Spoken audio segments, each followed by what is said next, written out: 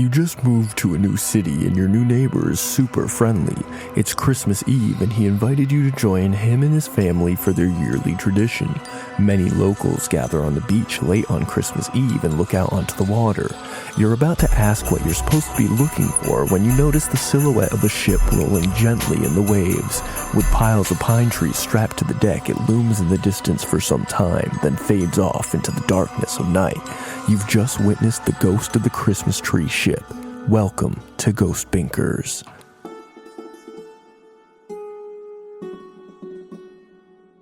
He sounds annoying, that guy. The neighbor? Yeah. Go away, dude.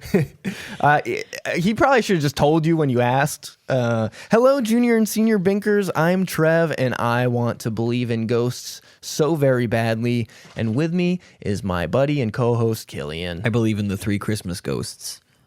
And they are? Past, present, future. Past is a child. Present is like a big fat guy who likes to drink. Future is a hellish nightmare. The Grim Reaper, the omen of end times. Yes, the Muppets ghost. Yeah, it's awesome. That is the best Christmas Carol version. Yeah, no, it rocks. Michael Caine, for some reason. Honestly? And then Rizzo being a fucking crazy motherfucker. That movie might be one of my top Christmas movies. That movie of all rocks, time. dude. Yeah. Michael Caine is like, in my top 5. I'm the most afraid of you, ghost of future. You terrify me. And then it's like, and then Rizzo's like, wow, I fell down. Yeah. Ow. I love Rizzo so much. Rizzo's getting shot in a rocket. Rizzo side plot and he's stuck to a rocket. You know, we gotta get Rizzo on the show. Together, we are the Ghost Binkers, and we explore real life spooky stories and joke the spooky credibility out of them. A light binking, so to speak. So, fair warning on this episode, similar to the last episode. I guess this guy kills his wife and, and mother. This is a warning to my junior Binkers out there. Similar to the last episode and the Mercy Brown episode, this episode is more senior Binker friendly. It's more historical, a little less ghostly. In fact, like the last 5 minutes of the article touch on ghosts. It's like not a lot of ghost stuff, but it is still spooky. That's great. In like a more tangible, I don't want to say real life way, but real life way. It's not a fake ghost story. It's actual interesting information about the world we live in instead of a fake ghost. Well, I'm not going to say it like that, but yes. Sorry, I never know when to put these in. I had a realization about last week's episode. Oh. So last week, that guy who put a chain around his horse and then killed his mother, we joked with him. We said, like, you got to stop living with your mom. Yeah. He did. He hit her with an axe. Fuck. He heard us and he was like, all right, I'll kill her. I'll get rid of her permanently. So you think it's lame to live with her? How about if I cut her head off? So he kind of won that argument. I guess, yeah, he proved us wrong. Yeah. He showed us. Yeah, so anyway, edit that into last week's episode whenever it seems convenient. Or we'll just encourage people. Reflection. We'll encourage people to go back and listen to that one if they haven't. 34. 33. Fuck. This one's 34. Damn it. That's okay. Both are great episodes. We haven't finished this one yet. This one's yet, gonna be even better. But I think we got ourselves a banger. I think this one's gonna be a heater. I think we got ourselves a banger afoot. We have the dread pirate Robert sailing the Christmas tree ship around. Yeah, I mean, I like the name Christmas Tree Ship. I think it's fun. Oh, I hate it. That's why I think it's great. So we're gonna start out with some history from Wisconsin Frights, written by Charlie Hintz. Oh, this is in Wisconsin? Did you say that? I did not. Okay. I haven't really specified any location. I always assume New England. Well, you specified Wisconsin now. Yeah, I did now. Okay. Yeah. All right. Is it Wisconsin? Kind of, but not really. Yeah. Okay. So this article will touch on where we're at. Christmas, for all its magic and cheer, has long been considered a dark and foreboding time of year. Is that true? Perfectly. Why do people just say shit in these articles? Perfectly suited for telling ghost stories. My mother loves Christmas and hates ghost stories. Well, she would kill herself if she heard this. There's the song, "It's beginning to look a lot like Christmas." He talks about tales of ghost stories. He says there be many ghost stories and tales. It's a dark and foreboding time. Yeah. Kill your mother and your wife. Oh no, it's beginning to look a lot. I gotta know what that exact line is. It's beginning to look a lot like Christmas. Michael Bublé, get out of here. Am I thinking of the wrong song? You might be, man. Oh, it's the most wonderful time of year. That's the song. There'll be parties for hosting, marshmallows for toasting, and caroling out in the snow. There'll be scary ghost stories and tales of the glories of Christmases long, long ago. So there's ghost stories. Okay. That's great, man. Spooky. You found one example that no one thinks about. If someone tried to tell me a ghost story on Christmas, I'd be like, you're ruining the vibe. Honestly, don't. I have don't eggnog, you freak. But Leave me also- be. Also, A Christmas Carol. My mother did not make French toast for you to be a bitch right now. A Christmas Carol is literally That's the all one. ghost That's stories. the singular exception. I agree with you that is the one exception. There's 3 ghosts. But if you try and tell me an unrelated ghost story, and you're not Rizzo the Rat, I'm gonna freak the fuck out. That's why I'm saying we got to get Rizzo on the show so he can tell the story. Maybe I can help you guys. I know Rizzo. Different property, technically. He's a Muppet, but he's not in the Muppets. Oh, you don't think Can is No, he's not either. I guess I just realized how similar Can-Can's voice is to Elmo in this moment. Oh, yeah. Elmo is more like this. I hear the difference. I just didn't realize how similar they It were. is pretty similar, though, so I do understand the confusion. It's not easy being on a ghost podcast. We just have all the Muppets. Kermit! We should do a Muppet episode where all of us are Muppets. I'm slimy. I call slimy now. You're slimy. You don't say a single word. Do my little slimy shit. I'll be Beaker. Yeah. Me. Yeah. And then We'll get an animal. our guest. We could have a guest. Someone could be animal. He feels like a good guest. He would be a good You guest. know? Or I think it would be funny if our guest was just a normal person. Oh yeah. And then we're all just Muppets. That is kind of when Muppets are at their best. When they got a regular guy to fuck around when they with. have John Lennon hanging around. They've got like fucking Katy Perry for some reason or something. I don't even know. So anyway. Sabrina Carpenter to play off of. Oh, that'd be fun. So anyway, there are ghost stories for Christmas. It's quite fitting that along the shores of Lake Michigan, those ghosts are the tall ships of the lake's past, and the apparition at the helm of one of the most famous ghost ships, the spectral Christmas tree ship, is the ghost of a man called Captain Santa. Does Gordon Lightfoot have a song about the ship going down too? Like the wreck of the Edmund Fitzgerald? Maybe. You know that song, right? I don't think so. Okay, well your dad does probably. Oh, So all right. Yeah, I'll have to ask him. it's like a little kind of folksy rock song. Should I call him? Should I ask him? No, you should not. He'll be like, what are you talking about? I've never heard the song before in my life. I've never heard of that. So, the Rouse Simmons, which is the Christmas ship. The Rouse Simmons? Rouse, Rouse, Rouse Simmons. was a 123-foot, 3-masted schooner launched from the Milwaukee shipyards in 1868. Okay. It was used to haul lumber on Lake Michigan to cities like Milwaukee and Chicago. Yeah. So lots of lumber being passed around Yeah. across this lake every November. However, Gotta remember how big the lake is. Sorry. Gotta remind everyone that the lake is big. Lake Michigan. All of them. Every single one of the Great Lakes are really big. Because in my brain, I'm like, why do you need a fucking Oh my God! a boat for the lake? Lake Like, Michigan, 22,000 square miles. Yeah, so a lot bigger than the like 6 acres, the 4,000 acres we had last time, right? Yeah, enormous. We were like, is 6 square miles Oh, big? you know And this what? is 22,000. Let's see. We'll see how many acres Lake Michigan is. It's so like we had 4,000 acres for Ricker Basin. Yeah, 4,000 acres was 6 square miles. So that means it's like Are you doing some fast math? yeah, it's like 8 times it, right? So 22,000 times 8 ish. 3,987,000 I was gonna say acre feet of water. The math I was doing was like 3.2 Wait, million. what's an acre foot? Is that not the same as an acre? acre foot? You should rub it then. Oh, that's good. I want you should add it. You should replace that one with a loud gunshot sound. I could do that. Whenever I feel like it's time for me to become a ghost. Shots fired. Yeah. Oh, I was thinking I was shooting myself in the head whenever I make a joke like that. No. We call it becoming a ghost around here. Oh, Killian became a ghost again. Self-ghosting.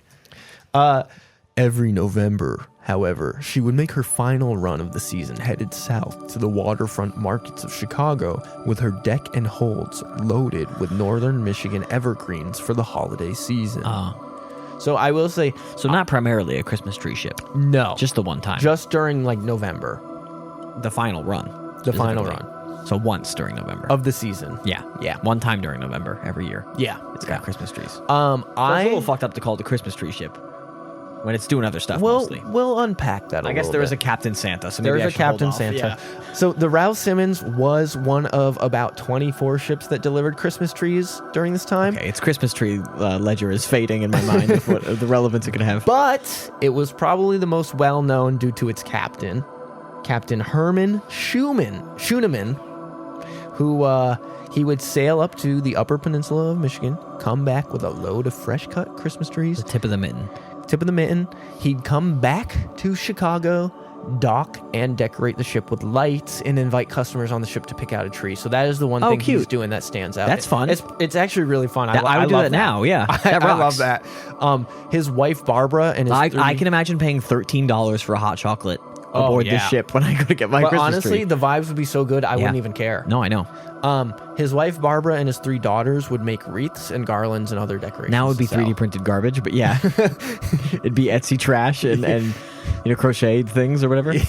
So I'm gonna say this right now, and I am actually looking to sway everyone's opinion. I wish I lived during this time. It sounds better than right now. That's not what I'm go on going to the Christmas say. tree That's ship. not what I'm going to say. But I'm going to say we like Captain Schooneman.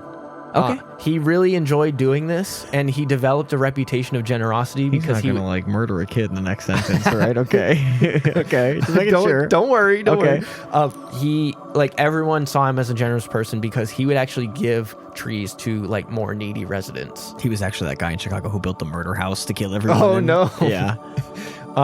Okay, so yeah, he's a generous captain. So he's a generous guy, and that generosity got him the nickname Captain Santa, Right, 'cause he made Christmas which good. he like wore like a badge. He of loved it, honor. yeah. So I like this guy. This guy a lot. rocks. I think he's great. This guy rocks, and I like this story so far. I sure hope no ghosts show up at any point and ruin it for me, because this is so cute so far. And this sounds like a wonderful thing. This sounds like an experience I want to have. And instead, the world just sucks every day. It does. It sounds great. And instead, it's like, what if this was an app and it didn't work? And that's what it's like now. And so I just want the Christmas tree ship back. Sorry, you can't get on the ship. You have to actually use the app. Did you to buy your a ticket? Well, no, you have to enter a drawing for the ticket. We announced it 3 days ago on Instagram and didn't tell anyone. I know you follow us on our website, but we only announced on Instagram. You have to know ahead of time. Oof, too real. Yeah. But in 1912, Captain Santa and his beloved Christmas tree ship never arrived. Oof. And that year became known as the year without Christmas. So we love this guy. We love what he's up to. Okay. We're not doing a year without a Santa Claus thing because my dude died, right? Okay. Immediately ruined in 1912. I guess not immediately, but What happened to the boat? Well, this is where we unpack the story. So unfortunately, I was leading you into it, you fucking asshole. It's called a segue, you fool. I'm setting you up. Fuck, that button doesn't do anything. I thought it was really quiet. No, drum roll? That button doesn't do anything. Okay. But I have something assigned to it, so we're just gonna. I'll edit it in. In an hour, it's gonna play the loudest sound effect of all time on a long delay. It's supposed to be a gunshot. Okay. Well, why don't you tell us what happened to the boat that sank? Okay. Tell us about the dead Captain Santa. Unfortunately, Captain Santa was blinded by his generosity and Christmas spirit so much that he ignored too many red flags. There were a ton of red flags that basically were saying, do not go on this mission. But he was like, I have to. I'm Captain Santa. So sailors are known to be a superstitious bunch, and given the inherent dangers in their work, it's no wonder why. When forces you can't control, such as weather, are imminent threats to your life at all times, it's only natural to invent ways in which we imagine we have some level of control. Yeah, it doesn't make the superstitions correct. It doesn't, but that does make sense. Because the article is giving them a pass. They're dumb for thinking that. It doesn't make them correct. Baseball players are stupid for thinking that putting on your shoes a certain way makes you get a hit. That's fair. Even if you get a hit when you do it. Yeah. Except when you do hit a home run every single time you chew bubblegum on the left side of your mouth. It's not happening. You strike out every time you have it on the right side. That's never happened. For the crew of the Rouse Simmons, there were several troubling omens throughout their final ill-fated voyage that had them on edge. As the ship sat, Captain, have you noticed we're all turning into skeletons? It's fine. It's Christmas. my hand is all bone. As the ship sat in the Chicago harbor, Half of the crew is staring at the moon and screaming for hours. are they Cthulhu eyes. They're being called by an old one into the shores of Lake Michigan. Davy Jones? That's where Cthulhu lives. Davy Lake Michigan Jones is coming. It's his mitt. Michigan. Oh damn. Yeah. As the ship sat in the Chicago harbor, preparing for the trip to the North Woods where they picked up their load of trees, the crew was distressed to see rats fleeing the ship. And so the explanation for that is rats can navigate small crevices and tight spaces. And so typically rats were the first ones to know if there's like a leak in the ship. Yeah. And so rats leaving the ship is like, a bad sign. Because Because the rats are like, Yeah. fuck this, I'm not going down. Yeah. It's like when animals, flee an earthquake or whatever, or like animals will seek high ground in a tsunami earlier than people because they know it's coming. So that one's maybe a little superstition, but also maybe a little informed bit by nature, exactly. nature inspired. Nature knows better than us, kind of deal. The sailors' constitutions were shaken even more when they realized that the ship's complement, aka the crew, basically, amounted to a total of 13 people. Ship's complement. Unlucky 13. Ship's compliment. It's like Captain Santa looking good. They're like, that was not an inspired comp. Oh fuck! The ghost light went out. Sorry, I just noticed it. We're being haunted again. Can, is that you? I just noticed it went out. Like I locked eyes with it. Wow. It was good while it lasted. Wait, did you turn that off telekinetically? It was good while it lasted. Literally one episode. Yeah. No. Well, if we didn't have to, record a double, it would have been okay. Okay. Is it an independently charged LED light? Is that what it is? Yeah. I just didn't this is expected behavior. I didn't want the wire to hang down. I was just going to charge it between episodes. Oh, okay. But, okay. I forgot to charge it between this episode and the last one. Anyway, so unlucky 13.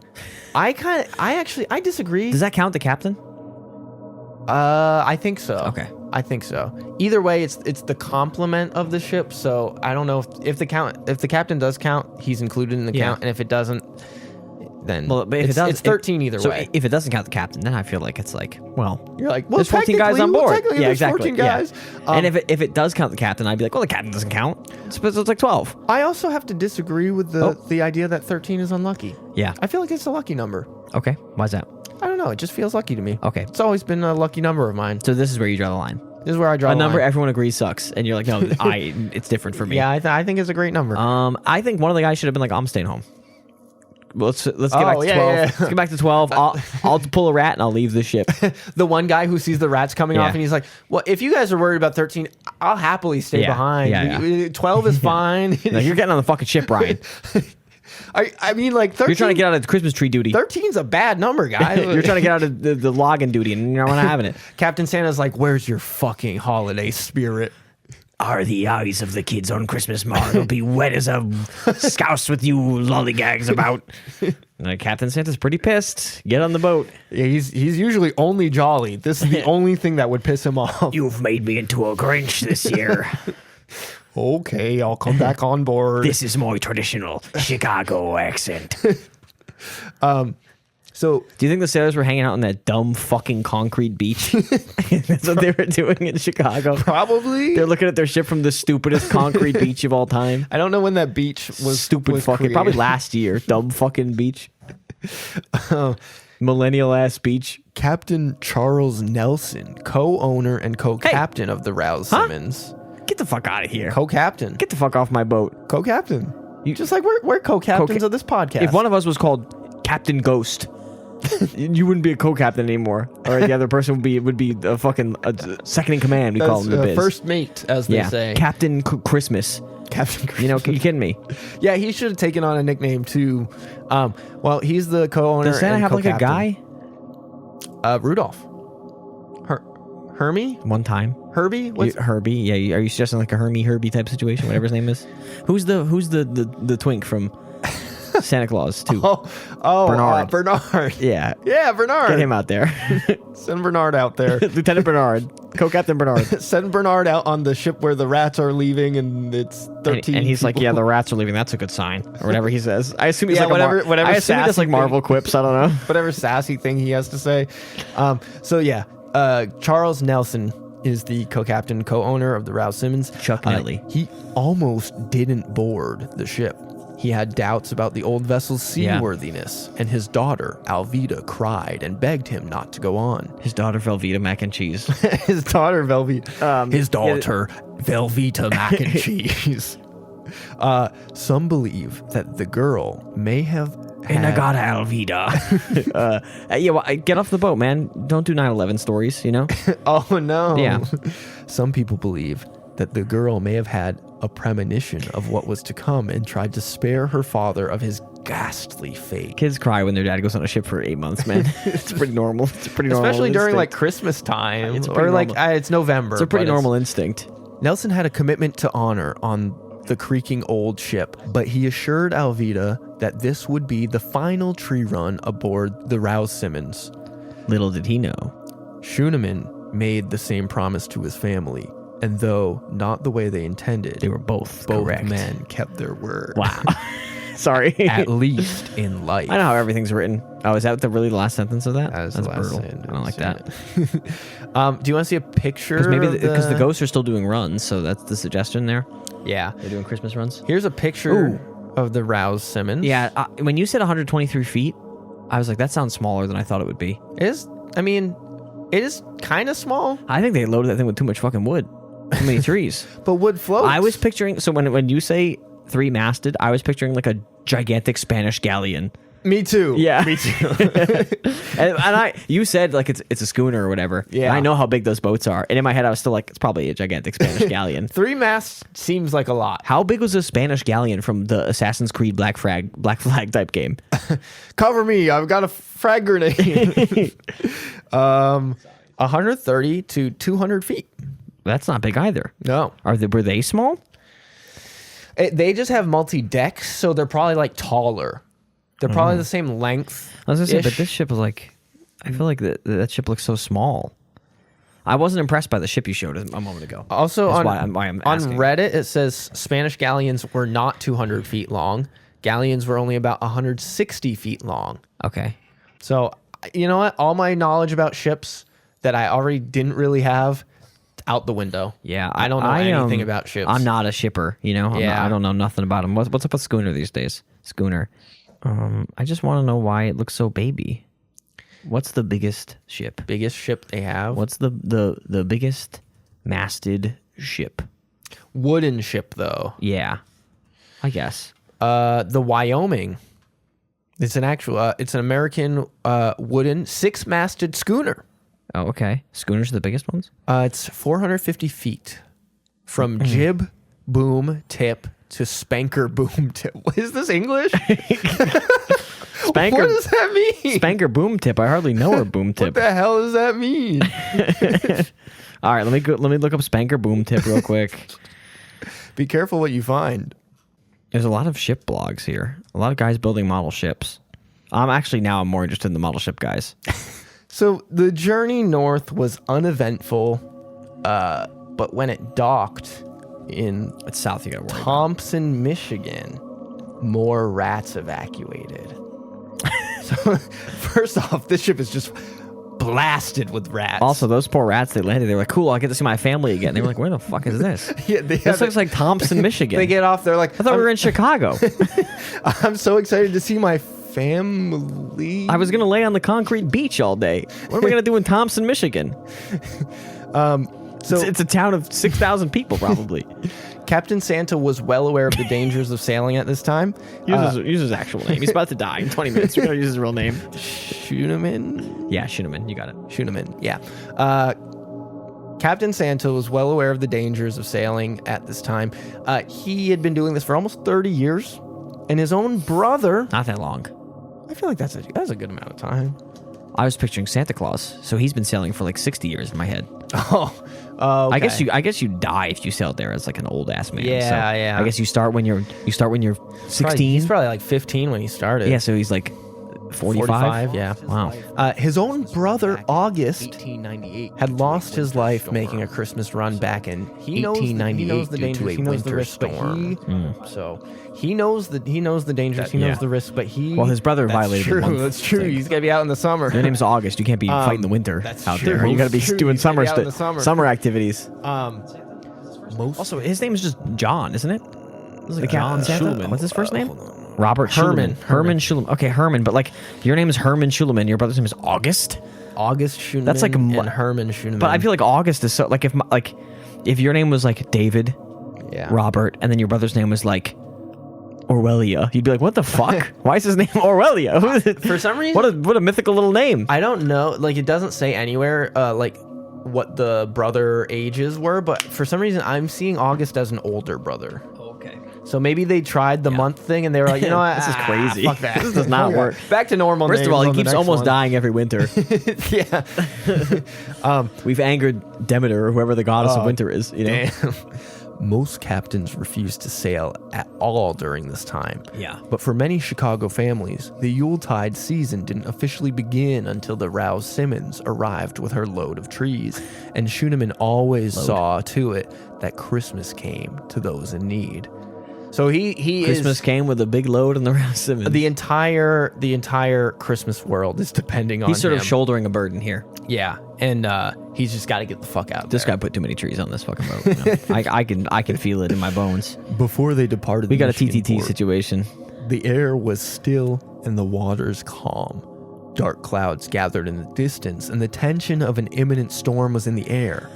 When loading was complete, the schooner seemed dangerously overloaded. How do I do it every time? Me and dumb guys are locked in Yeah. across time and space. For whatever was... I was like, Christmas is important. Load that thing up. Okay, so it was dangerously overloaded for whatever was coming in the horizon. So I guess like in a normal situation, I guess it would have been fine. He's pushing Maybe. it. You know he's He pushing was still it. pushing He's it, pushing probably. But yeah, so definitely, but and for also, what's I mean, you know, you can see the You weather. can see the clouds. So you might want to load less in But that case. he might have checked the weather app and it said like 50%, and he was like, "That's not a 50% chance. It's a half chance of raining, and they're like, "No, That's- Captain, no, That's a 50% of the area." Captain, you've got to check a topographical map of the area."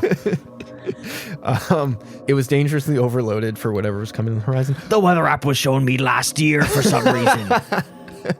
I couldn't find that if I tried. Witnesses said that the ship had looked like a floating forest. 3,000 to 5,000 trees. What? That boat looked too little for that. What do you mean? I can't imagine. I can't even that boat looked like fathom the that 13 many. guys wouldn't fit on it. I can't fathom that many trees. Pull the boat up again for me. Did you say 3,000 trees? 3,000 to 5,000. Fuck. There it is. No, you can't fit 3,000 trees. Look at that. That guy's almost as big as the boat. And he's one tree big. I know. If you stacked two men on top of each other, they would be at the top of the boat. That's what I feel like. But okay, so Does this boat go for like another half mile of this picture and I can't tell? Is there like a I do think there's a foreshortening of the lenses I think or something? there's definitely a perspective thing going on. There's no way you can get 3,000 trees on that fucking boat, man. If you said 100, I'd be like, wow. And you said 3,000? Now, the one thing, I guess they have to be laying horizontally, right? I don't know. I mean, I know you can stack them. Like, I get that you can stack them. In my mind, it was like... Hold on, let me see. Let me look at this a little bit. I'm also... Is this... Oh, wait. This looks like it might be one of the trees. So they're pretty small trees.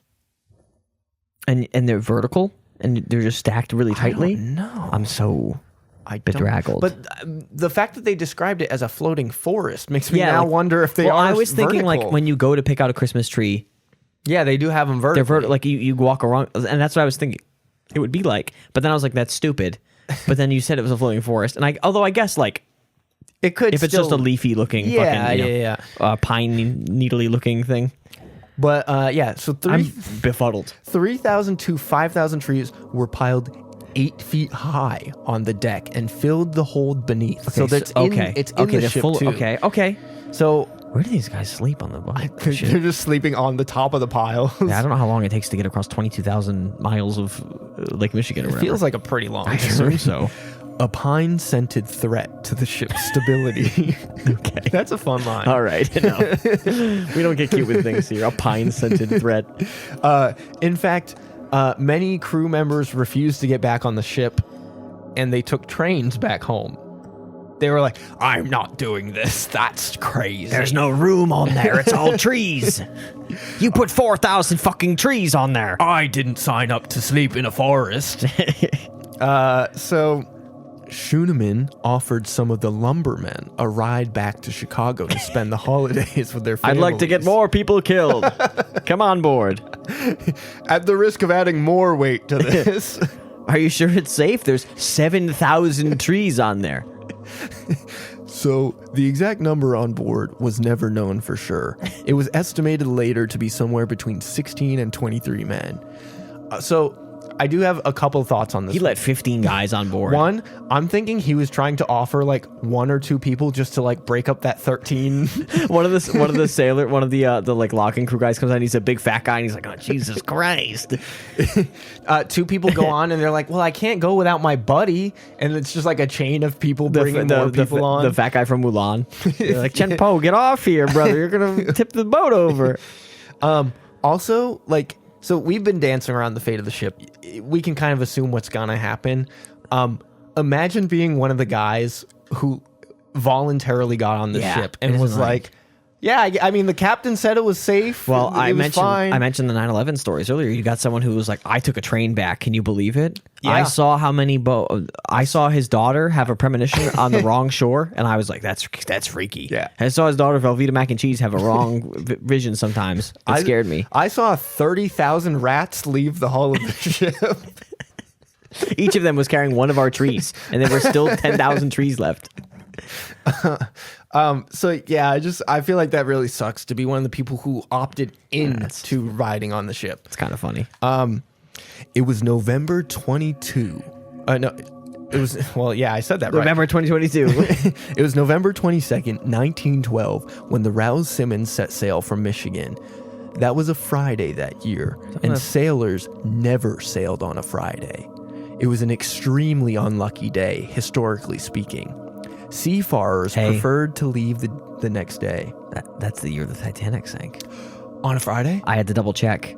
Okay, it was a Sunday into Monday. Okay. Well, anyway, that is weird that those It's two... a year of sinking boat ships. sinkings. Yeah, it's the only year boats have ever sank. I think so, yeah. The Lusitania, when did that happen? 1912. 1912 feels like the Lusitania. I think it might have been later, actually. I think it might have been 1918 I think or it might. something? No, I think it might have been like 14. Lusitania, ship sank. 1915. 1915. I'm so smart. I was close, kind of. But what people don't know is that it had actually been sinking slowly for 3 years. 100,000 rats were leaving off that ship in the time from 1912. You know why the Lusitania sank, right? All the rats? The Germans put 7 billion Christmas trees on it. They stacked them so high, it oh my God. sank, and that's why America was so mad at them. They were like, we told you that's too many Christmas trees, and you kept going. I am sorry. It is mine tree. I thought it was a good idea. So sailors think Friday is very unlucky.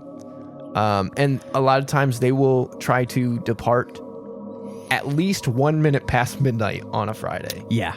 Or like at that point into Saturday. It's confusing, yeah. If I were a sailor, I'd be like, it doesn't feel like Saturday until like 7 o'clock. I know. Well, I was thinking like it's very arbitrary that like it's still the middle of the night. I need the sun to rise on Saturday before I feel like it's Saturday. Is anyone wondering why sailors think Friday is bad luck? Anyone? No. Anyone? Nope. Well, since you're asking, I was kind of wondering. Can. Yeah, I can tell you why. I was wondering too. Oh, Kermit. Kermit. Hey. I didn't know Kermit was on this episode. Was that the last one? Whoops. Yeah, it had to be this one. It's the Christmas one. Yeah, I think he popped. How long has this episode been? So, this comes from a Sea of Thieves blog. The game? The game. Okay, we can only talk about boats through video games. It's honestly, it's a kind of good source because people are role playing a lot. Yeah, they're very obsessed with the ship really obsessed with the. There's like a bunch of a bunch of like jet fighter games and stuff that keep getting in trouble because people keep like leaking military information to be like, no, this thing's armor plating is here, and they're trying to like stunt on their friends. Well, they're like, the screws are in the wrong place. Here's a document stolen from the Russian government that explains that, and it's like, who are you to get this? You're not supposed to have it's really that. funny. It happens like a lot. So this is just seaofthieves.com/community forums. So this person is quoting a book called Superstitions of Sailors by Angelo S. Rappaport. And so there's a popular superstition that on Fridays, witches and nixies reign supreme. Nixies are like a sea trickster humanoid thing. Okay. Captains would often postpone journeys until the next day. We covered that. The ship Wellesley, leaving for the West Indies in 1848, was recalled by the port admiral and did not leave until the following day. The crew believed that the admiral had deliberately left something behind to avoid sailing on a Friday.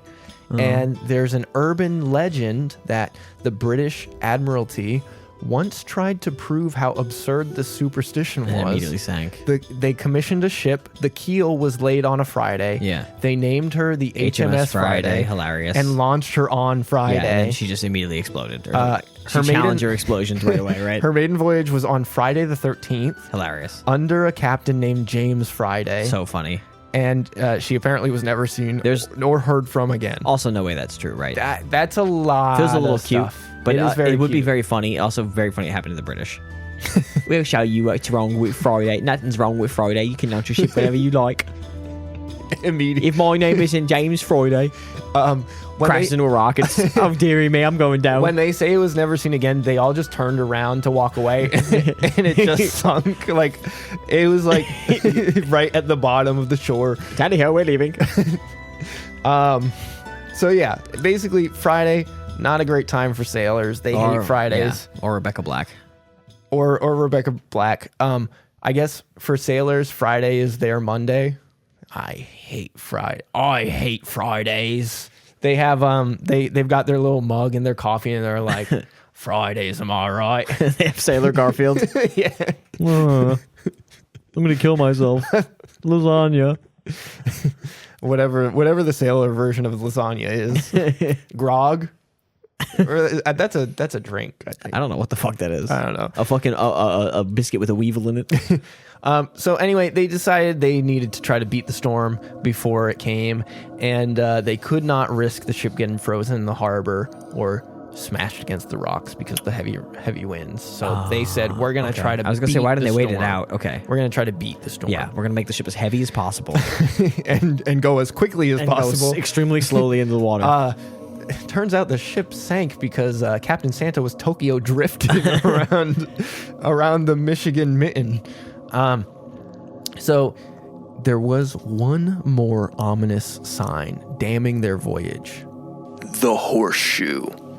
I'm going to preface this right now. This feels a little more like hindsight. I love when you preface stuff. Because it wasn't an omen that we can confirm they knew about ahead of time. It was. It's just something. Horseshoes were typically viewed as good luck charms and would be hung in homes for good fortune. In nautical folklore, a horseshoe was a protective talisman that could ward off storms. A horseshoe would be nailed to a ship's mast or cabin wall near the wheel, with the ends pointed up in a U shape, like a bucket to gather luck. When the wreck of the Rouse Simmons was discovered in 1971, the diver who found her noted that a nail was missing from her horseshoe and caused it to turn downward as if luck had run out. So, like, yes, but like, I don't know. It could have been smashed off the rocks and lost its nail there. Yeah, so it's pretty cool, though. It is a cool legend. Like, that is also you imagine fun. sailing and then you see the nail fall out and then the thing like... Yeah. So, many longtime lake captains said the big storm of 1912 was the worst storm they had ever seen. It was later called the greatest storm of the decade. I don't care what any of these people say. That's the 12 storm. It could not play in today's storm era. Yeah. Like the storms are just, you have to be so good at every part of the storm. Like you have to be windy. I mean, you have to be, back then you could just be rainy. And you would get minutes for just being rainy. And now if you can't even be windy, you're not even on the lake. Our storms are so bad, we need snow blowers now. Yeah. They didn't have snowblowers back then because they weren't so bad. Yeah, you had like a horse, and you'd be like, he'd run around all over the snow. You'd be like, oh, it's fun. Eat the snow. Yeah, no. I hope you're hungry. Yeah. So 80. Some guy in 1912 is like, your storms would get blown asunder by our storms. The lightning in our storms is so different. The storms of today are much more physical. I will say this does sound kind of severe. 60 to 80 mile per hour gale force winds, rain turning to swirling vortexes of snow and ice, mountainous waves. But every storm is scary if you describe it like that. That's true. So this ship was in no condition to handle this storm. Okay. Like Christmas trees aside, Christmas trees aside, this ship itself was not doing so hot. The next day, November 23rd, they passed a life-saving station in Kewaunee, Wisconsin, with their flag waving at half-mast, which is a distress signal. A life-saving crew was dispatched from Kewaunee, but they lost sight of the ship. So they were unable to help. They booted it. They fucking booted it. They had their chance and they booted it. They let the Christmas tree guy die because they fucking booted it. You gotta be kidding me. That is your moment. That is your one instance where we need you. They had to fight harder. Oh, they come had on. to be like, wait, that's Captain Santa's ship. Wide open in the corner, just dunking it off the fucking rim, just booting the fucking ball. Come on, man. That's crazy. They went with I thought you were gonna say like, oh, the distress signal, they didn't have a blah blah blah, so it didn't look like it, but they did all this. They tried to help, did it right. and they just could not. But the ship came through and said, hey, we need help, and they were like, better get ready soon to get out there just in case. I gotta blame these guys, unfortunately. The blame is off Captain Santa. Well, so they didn't completely fumble the bag. Kewaunee called the next station south in Two Rivers. That's the name of the place. Yeah. Do you think Pittsburgh is like Three Rivers? Not a big deal. No biggie. Not a big deal, but we've got an extra one. So that station immediately sent out a boat. The storm had darkened the sky, the snow was thick, and a heavy mist obscured their view. They circled the area, but never found the ship. So we can still blame Kewaunee because they saw the ship and lost it, whereas I don't Two blame these guys Rivers at all. never saw the ship. I don't blame these guys at all. First of all, they're not prepared. They're river ships. These aren't lake ships. That's a great point. That's not what they're used to navigating. We don't have the infrastructure for that. No one was sure what had become. Wait, why is it like a circle? It's supposed to be a line. Yeah, they're circling. They're confused. They're like, I'm sure if we just keep going straight, eventually they only go like 8 feet in either direction. They're like, we can go more. No one was sure of what had become of the ship yet. She could have pulled into a safe harbor to wait out the storm. But days later... I feel like, why didn't they pull into the safety station or whatever? Like, they saw it, so was something broken? They couldn't, like, navigate over there? I mean, I guess it's... I don't know how sails work and shit. They're just kind of getting battered around. They're like, help, we can't do anything anymore. Yeah, it's possible that, like, some of their, like, masts or, like, steering apparatuses... I would have gotten it in there. Apparandi, is that how you say that? I would have grabbed some fucking oars and gotten it in there. I would have ripped the Christmas trees, ripped the leaves off them quick to use them as oars. I'm getting you home, Captain Santa. I'm the Rudolph of this journey, baby. Chicago's gonna have a Christmas this year. The conditions. He needed a Rudolph. Oh, fuck. If he had a red-nosed guy. If he had a red-nosed rat. Well, I mean, the way sailors drink, one of them must have had a fucking red nose. That's one true, of them must have been all fucked up. But you should sail that way. But he might have been one of the guys who went on the train. Yeah, I know exactly. Oh, fuck. You're too drunk. Get off my ship. Oh, no. But Captain, I'm your lead navigator. It's a dark and stormy night, Captain. My nose glows so bright. You're done playing reindeer games. Days later, when the Rouse Simmons failed to arrive in Chicago, her fate became clear. The storm had taken many other vessels to the bottom of the lake, and it seemed the Christmas tree ship was among them. When Captain Santa failed to pull into port, newspapers called it the year without Christmas. And here you can see the actual newspaper articles and their Santa Claus. The year without a Captain Santa. Wow. 17 lost in lake. Xmas ship goes down. Santa Claus ship may be safe. I don't think so, bud. Oh, fuck. Rats fled, doomed Xmas ship. Lose hope for ship. Wow. Santa Claus boat lost. That's funny. That sucks. I'm sad now. I don't like that. Also, this is all one paper, I realize now. This is just one fucking rag that kept reporting on this shit. It's all Chicago American. Oh, yeah. Well, I will link these in the Ghouly Bites, so if you want to take a little peek at them, you can. The mayor revoked somebody's license. Tuckhorn. Oh, damn. And some boxer lost. That sucks. Yeah. Some boxer got his shit pushed in. Oh, damn. Rocky. Sorry about that. It's okay. So how's Christmas doing? How's Captain Christmas doing? Christmas doing great. Where's the tree boat coming in? Rocky, I'm sorry to report it to you. It's not coming. No. Adrian! Captain Christmas! So, Christmas trees soon began washing ashore along the Wisconsin coastline. Damn. It's so morbid, but it is They're like a really interesting, funny thought. Very easy to drag the Christmas trees up that concrete beach, that 4-foot concrete beach. They slide right up. So they that beach just probably gets icy and you just fucking like, whoa. Well, so this was along the Wisconsin coastline in Sheboygan and other areas. Crazy fucking name, man. Making clear the ship's fate. Remember the first time you heard someone say Sheboygan and you're like, oh, you made up a name, and then they were like, no, it's a real. This was name. this was the first time for me. This really? was, I think the first time. Maybe I've heard it before, but Sheboygan. There's a lot of dumb fuck places in New York too, where you're like, come on, man. Sheboygan. You know, right? It's always about Sheboygan. What about Shagirlgan? That's pretty good. Yeah. I like that. Yeah. Gunshot. Gunshot sound. Loud gunshot ring out. Oh, well, that's a rim shot. Yeah. I think if you make a joke like that, you should have a button. And for each of us, it does a loud gunshot and then mutes their mic for like 10 seconds. Oh, so damn. It sounds like they've, even if they try and protest, it sounds like they've died. No, I'm still alive. No. Yeah. You're dead. So anyway, Sheboygan got free Christmas trees. So they got free Christmas trees. Bring in a waterlogged Christmas tree. The trees were still green at first, and townspeople put them up in their homes. Captain Santa. How'd I do it again? Captain Santa was still doing his job, they said. I was going to do a bit where someone puts it up and then they put all like the candles on it to light it, and there's like a skeleton in there. Oh, it's Captain Santa? Yeah, exactly. No. Yeah, it's Captain Santa skeleton. Yeah, so they were basically like, hey, thanks, Captain Santa.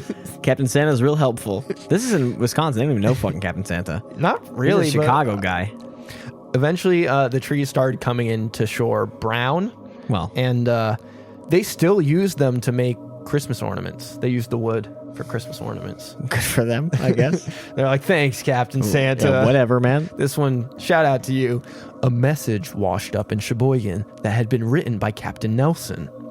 It had been stuffed inside a bottle and corked with a piece of pine. Wow, really, huh? Friday, everyone, goodbye. Gotta get down on Friday. Friday. Where should I sit? In the trees or in the mast? Gotta have my cereal. So he said, Friday, everyone, goodbye. I guess we're all through. So, pretty morbid. The note said, Captain Nelson, can you grab the sails? It's the middle of a storm. I need to write this letter. I'm inking my fountain pen to write this letter. These are my final words. I'm licking the quill to make this letter. I can't think of anything right now. Do you have any suggestions for what I should write? Give me a piece of tree to hold down the paper's corners. It's curling up on me. The note said the ship was leaking bad, and the small boat, lifeboat, had been washed overboard. 2 members of the crew had also been carried overboard by the wind and waves. God help us, Nelson wrote. That's one of those cases where like the boat goes overboard, like the lifeboat goes overboard, and you're just like, God fucking damn it. I thought it was supposed to go overboard. But like, what, are you getting the boat on the fucking deck? Without anybody on it? Oh, well, I guess, yeah. Not helpful. Also, what the fuck? I don't know what the fuck you're going to do in a lifeboat in a big storm, right? Yeah, I don't know. I have no idea how they work. I don't know what I'm talking about. I don't know nothing about ships and boats and any kind of nautical vessel. I guess you're kind of fucked in the lifeboat too. Like maybe not. I have no clue. Yeah, I don't know. Torn asunder by the damn boat people. Please let us know. Honestly, you can't go out in storms. Ghostbinkers@gmail.com. Let your boat smash against the rocks. You can't go out in storms like this. That's my true. word. That's my word of advice to all the Ghost Binkers out there. That's the lesson. All the junior binkers trying to get in the Christmas tree boat this year. Skip it. It sounds so fun. In 1924, a fishing boat pulled Captain Santa's waterproof oilskin wallet from the lake. The wallet was returned to his widow, and coincidentally, the name of the boat that found this wallet Santa's dead. was called the Reindeer. Which is a little bit too on the red nose. Cute. A little bit too much. Do you think another boat found it and was like, it'd be funnier if you brought it back? Oh yeah. We're He's like, listen, we're just called Friday. You got to bring this back. It's funnier if you do it. there's no reward for us. You take it back. It'll make a great story in like 2025. The Ghost Binkers podcast will love this one. And then you can Those actually boys love a good coincidence. there's a cool image of the shipwrecked Rouse Simmons. Boat looks small again. With a Christmas. It does look Boat small. looks really small. It Christmas does tree, look small. Christmas tree looks like you could fit 4 of them on there. Well, the top is kind of ripped off. Yeah. Like that's the inside of the hull. I guess you could fit a lot in there. They'd be squished. They would be pretty guess- squished. I guess But I probably think squish 'em in. they probably like wrapped them. Squish them up. They wrapped all the I have trees. no clue how it works, man. Don't look at me for. So it's really just like a bunch of logs. Do they have those bunch little of Christmas fluffy tree logs. nets they put them in? I don't know if they had the nets, Okay. but they definitely had like rope or, Yeah. or I mean, those little twine or Christmas trees are something. not very heavy. These, I mean, based on this Christmas tree right here, like it looks pretty small. Yeah, I mean, my wife has had me carry those up many flights of stairs to our apartments. Yeah. before. And they're doable for one person, so it's like they're not big or anything. But The it's just, first time I read this, I was thinking like an 8-foot tall like pine Christmas tree. Oh, These no. are probably like 4 feet tall. Can I say something that might be controversial? Sure. There's never been big Christmas trees. Every Christmas tree sucks. And it's Oh no! the idea that like your Christmas tree would be like 8-9 feet tall. It's just I don't think it ever happened for anybody. They've always been little. We used to always think try and get the tallest we could. We had a one that touched the ceiling. Well, yeah, but that's when you let the dad pick it out. Yeah. When you let your dad pick it, it's going to be bending. And Oh, he's going yeah. to be like, I measured. It's fine. It's because you put the fucking thing in too high. You put the fucking base on. Oh yeah, you got leave the fucking base you gotta alone. go cut the stump a little You bit. didn't put the fucking base down like I told you. You're like, what do you mean put it down? He's like, it's a screw. He's saying some shit that You isn't gotta true. unscrew the base He's a just, little bit but he's so you kinda, can put it lower. He's like talking about. He's talking bullshit. There's no fucking way to do that. This is a you know? PSA. Don't put the tree on top of the screws. You unscrew it enough so the tree goes lower, and Everyone then you knows screw the that. screws. I don't That's what think holds everyone the tree does. in. I don't think everyone. That's what knows holds that. the tree in. I don't know if everyone knows that. If you don't know that, If you don't know that, then fuck you. get on the Christmas tree ship because you're done. Your time's over. So, the exact fate of the Christmas tree ship remained a mystery for 59 years. No, it was immediately apparent right away. The exact fate It sank into the damn water. What do you mean by exact fate? remained a mystery. It for exploded? 59 years until the wreck was discovered by diver Kent Bell Richard in 1971. Okay. Well, 6 miles northeast of Raleigh Point near Two Rivers. he didn't want to have a Christmas name. He didn't think that'd be funny. I know, he should have changed his name. He didn't for want to it. be Herbie or whatever the fuck his name is, Hermy. or the elf or whatever, or like Donner, Donner, yeah. Blitzen. She sank so quickly that when she hit the bottom, the bow dug a 10-foot deep gash in the lake bed. The masts had broken off, the pilot house was gone, and the deck was badly damaged. So That's I kind mean, of- that's the picture. That I consider we saw. that post fate. Yeah, Like yeah. that's That I was kind like- of it I, hit the ground and just kind of exploded. I kind of assumed the boat got fucked up when it sank to the Yeah. bottom of the damn lake. You know. Yeah. There were still Christmas trees inside the hold, and some of them toward Funny. the bottom even still have their needles. Funny bit. So there's just Well, it's got to be down pretty there. cold water down there, right? How deep is Lake Michigan? Very deep, right? Probably. Lake Dick again gets up to 922 feet deep. That's pretty deep. Our junior binkers might be wondering, where the fuck are all the ghosts? Yeah. Well, let me tell you. 13 days after the Christmas tree ship sank beneath the waves, another Great Lakes mariner reported hearing the ghostly tolling of her bell. Sailors have Boats told... have bells. Yeah. It's a true boat. Yeah. I don't know. I think It's so. not fair to me because I don't know that. When I think of a ship, I hear like the ding, ding of like a, I thought that was on the shore. I thought that was a lighthouse. No, the lighthouse goes... No, but I thought someone like rings a bell on shore. Or, I didn't know I didn't know this was coming from the boat this whole time. Yeah, I think it's a boat. I'm not going to check on that, but I think it's a Okay. boat. Sailors have told stories of encounters with the phantom ship on the water, where she appears seemingly out of nowhere, then vanishes just as quickly. I have to assume that's on a non-foggy night. Yeah. Two sailors get caught sucking each other off, and they're like, "Oh, there was a ghost boat. That's what we were up here doing." Looking for the ghost boat. You're like, what? We saw the ghost boat. It vanished. It was there. Christmas trees. Now it's gone because it's a ghost. You're like, huh? Schooneman's wife, Barbara, and their 3 daughters carried on the family Christmas tree business after Herman's death. Alvita and the 2 other sisters. Alvita was Nelson's daughter. Oh. The daughters were Elsie, Hazel, and Pearl. Oh, I hate Alvita. I'm glad you're dead. Oh, damn. No, I hate Nelson. I hate his intrusion into my story. Cut him out next time. You don't got to include him. When we do this episode again, I'll cut him out. You gotta when you read these stories, you gotta figure out which guys I'm not gonna give a shit about. Just get rid of them.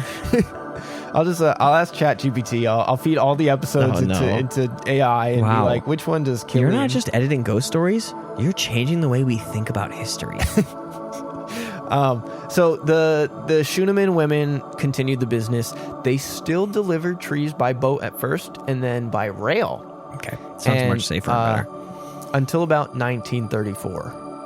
Barbara died in 1933 and was buried in Acacia Park Cemetery in Illinois. Her gravestone also bears her husband's name, though his final resting place is with the Rouse Simmons at the bottom of Lake Michigan. We know. Jesus Christ. I know, it's just okay. a I marking. get it, man. Thanks. That's not the point. Visitors to the gravesite have reported the scent of pine in the air. Shut the fuck up. Shut the fuck up. What do you mean? They smell pine. He's a sailor. Do you want to see their grave? He's a sailor. Here's their grave. Yeah, he's a sailor. Why would he smell like pine? Okay. Because he's the Christmas tree guy. Whatever. Oh my He's a fucking Christmas god. tree guy. For 1 month of the year, the rest of his life he was a regular. You know, if you talked to him in May, was he like all Christmassy? You know, come on. That's fair. If you want to catch a glimpse of the Rouse Simmons, you could dive to the shipwreck and see her remains. I'm not doing that. Up close and the personal. fuck is wrong with you? It does sound You think I'm a diver? That does I sound get the bends on the Rouse Simmons and blow my head up. It's only 900. This should be the one feet. This should be the only ghost we look for. Is in the wreck of the Rouse Simmons.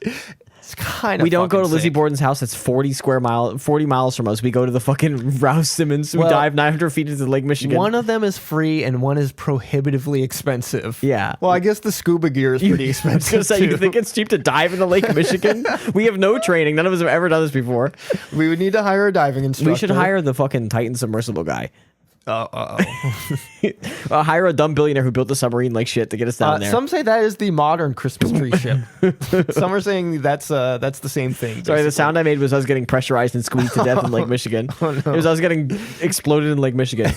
Or, if you don't want to dive, you could head to... You could put a really long pole down with a telescope on the end.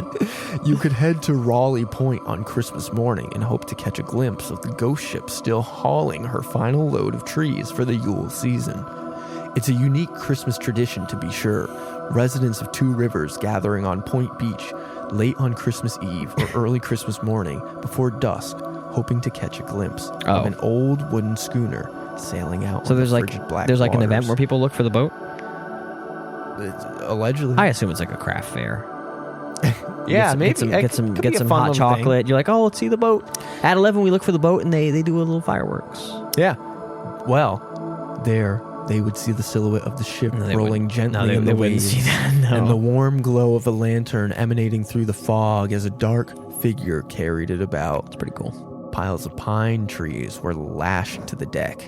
Tattered sails hung from the ship's so they are in 3 piles. tall masts. Yeah, they're in piles. Okay, we're learning. Mystery solved. The ship would loom in the distance. You know how for the some mast time. has those little scoopy cups? You know, mast has little cups that sailors go in and look around on. I'm talking about. Oh yeah. The mast has a little the cups. crow's nest. Yeah, so they should fill those with trees too.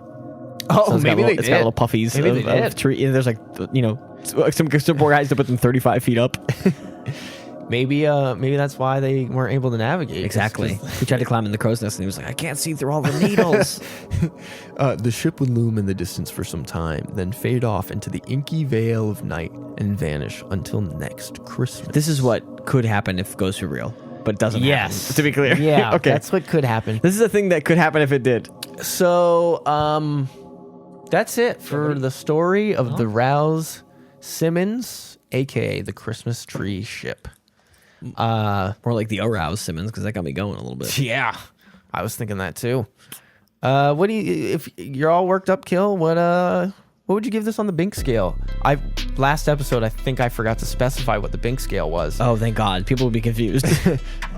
So 1 is fully binked, no ghosts. Yeah. 0 ghosts. We're going to go to 10. Okay. 10, unbinked, full of ghosts. Yeah. We believe the story. Okay. Not applicable? Not applicable. N/A? Possibly? Because the ghost, no offense to your crafting of the episode, felt a little tacked on. We got the whole thing, and then someone's like, oh, also, Captain Santa's a ghost now. That was really the only ghost thing I could find. I think about the idea of having a little craft fair where you pretend to look out for the boat and, give your wife a little smooch and you're wearing a scarf and you have a nice hot chocolate, or, give your wife a smooch. You're a woman. You're a lesbian. Oh. Yeah. Bet you didn't expect that. I didn't because They're also both doctors. I would. Oh wow! I didn't expect that one. Okay, so take that. I was just putting myself in the first. I know person. that's why I had to clarify. I am a lesbian. You're there kissing your husband. Oh, you're both also doctors. Oh wow! And you're there as friends. 4 doctors from the same hospital. Okay. And you're looking for the boat, you never see it because it's not real. Ghosts aren't real. But I do like the idea of an event where you look for the boat. Yeah, that's fun. I like that a real man died aboard the sea. I like to imagine all the weird shit the sap did in the icy waters. Yeah. The real chemical reactions that could be occurring down there. Freezing men into tortured skeletons with icy sap. But there's no ghosts. So 1. Yeah. I don't believe in ship ghosts. Yeah, ghost ship is kind of the Bermuda one. Triangle, the Black Pearl, whatever the fuck it's called. We do have Davy Jones locker. Yeah, what's the is it the Black Pearl? Yeah, Pirates of the Caribbean, the first ship that's a ghost. Yeah. Okay, I don't believe in that one either. So it's tough because we've gone over some ghost science in the past where they have said that passion can create ghosts. And I think the passion of 2 gay lovers aboard a naval vessel. Yeah, that for sure. And I think Captain Santa was really passionate about what Christmas. he was doing. Yeah. So if we were to follow that train of thought, then you think I'm going to become an Azure Lane ghost? I think so. Yeah, I think so. I would let that slide as a creation of a ghost, but overall, I'm gonna give this one a 3. It's a crazy score. I'm gonna give this one a 3. I gotta say, it's so uneventful. Yeah, it is so uneventful. Well, you could see a ghost ship. Well, I was gonna say, but it's uneventful to the point where there wasn't an event. So how can you give it a 3? You could. That's like if we read a story and they're like, "Yeah, there's no ghosts." Yeah. Like, okay, I give it a 10 because it's real. That's like, no, there's no ghosts. I'm gonna give this. You can give this on the is there ghost scale. You can't give it a 10. You got to give it a 1. I'm gonna give it a 3. I give it a 1. There's a single ghost story. It's very consistent. Very, very consistent ghost story. There's only one. I've looked because there's no information to be wrong. So many other articles. They all tell the same story. Just like some sailors saw the boat. Some sailors saw the ghost boat. And it's not even like, is it the same sailors? Is it different sailors? Is it like just sailors on the water see it sometimes? What time of the year they see it? Does it have to be a foggy night? Is it blah, blah, blah? There's no information. It's just like sometimes you see a ghost ship. It could be a different ghost. It could be a different ship that sank, by the way. Tons of ships sink in this Lake Michigan. But this one, they see the Christmas trees. Maybe it was another boat that had Christmas trees that sank. Whoa. It's like a different Christmas. And he's like, what do you mean Captain Santa? I was doing this for 20 years before like I even went out there. Oh my God, Captain Santa's a fraud? Yeah. What? I'm suggesting a new reality, a new paradigm. I don't even have a button. You don't have a Captain Santa's a fraud button? That's pretty good. Yeah, you gotta add a Captain Santa's a fraud button. But yeah, no, I'm suggesting maybe Captain Santa cribbed his act from somebody else. Oh my God. I loved Captain Santa. They used to call me Captain St. Nick because my name is Nicholas. Oh. And then this guy, his name's Herman, comes along and all of a sudden he's Captain Santa. I used to log 6,000 Christmas trees back to Chicago. And my schooner was only 150 feet He long. would lay around on that stupid concrete beach all day. He also hates the concrete beach. It's hardly a beach. It's a sidewalk in the water. Last time I checked, the beach has sand. He's a White Sox fan. Pathetic. You know what? You've knocked me down to a 2. I'll give it a 2. Any bit I can do to drag you back down? So that's it for this episode. I want to thank our Bink Squad for listening. You can follow us on TikTok and Instagram at Ghost Binkers. That's where you can see us do our bits. Some of the best bits. So if I make a little face in the camera like Jim from The Office. Yeah. Or sometimes you'll just see one of us have a mental breakdown mid-episode. And you'll put a little buffering symbol over our forehead. Yep, yeah. Email us, ghostbinkers@gmail.com. Please share a story, request a story, argue with us. Tell us we're right, tell us we're wrong. Tell us if you think Captain Santa's a fraud. He is. And if all that's too hard, they can just go to ghostbinkers.com. Ghostbinkers.com, yeah. Has all the stuff there. That's so true. Forgot to mention that last episode. I know. And while you're at this episode, I appreciate it because I would have forgotten again. While you're at ghostbinkers.com, you can also leave us a review on Apple Podcasts or Spotify. Oh, okay. Yeah, got to be 5 stars. That's the rule. Yeah, that's the rule. One for each 1,000 Christmas trees aboard the ship. Yeah. The St. Mary, whatever the fuck it was called. Rouse Scouts Captain. The Rouse Simmons. The aroused Simmons. Rouse Simmons. And fucking whatever. Lastly, tell a couple of friends. Oh, please do. Tell your friends about Captain Santa, the Christmas tree, and all that. But don't just tell them the story. It's long. Tell them to listen to us tell the story. Yeah, that's what's important. Tell them the ghost part. That doesn't matter. The ghost part's important too. Thank you to the author of this article, whose name is Charlie Hints. He gave us a hint on what he was going to talk about. Left a couple clues, huh? Left some hints for us. Okay. He wrote this article out of the kindness of his heart and ad revenue. 5 cents a word. Out of the ad revenue of his heart. Couple cents a word. And we really appreciate it. I will link that article along with the pictures included in the article in the Ghouly Bites section of the episode description. And that is it for this episode. We will catch you on the next episode. Goodbye. Merry Christmas. It appears to me from other plans, also not very clear, that the line starts by attachment to block on the boom. What the hell? The double block on the mast, back through the block on the boom, and finally through the double block on the mast again, and then perhaps... Sorry, I don't understand what you're saying because it's not in pirate voice. What is confusing me is that I cannot find anything like this in any of the books I have on rigging. Can anyone tell me whether this rigging is legitimate for a vessel of the late 1700s? These guys would love Azure Lane. You should comment. You should make an account and comment. I think you. Why did they give Hornet 2 double Ds? The ship was a schooner. She should have triple E's at least. You're like, what the fuck? If they have the Rouse McKinsey or whatever into the Azure Lane, the Rouse Simmons. The Rouse Simmons. Wait, they really should. Big Christmas event, you know. They it's been a while since we talked about this. Azure Lane is a game. They have to be warships. Where okay. Because they have guns and stuff. They shoot each other. Azure Lane is a game where you collect ships, but they're anime girls. Yeah, that's about it. That's all people need to know, right? What else would you need to know?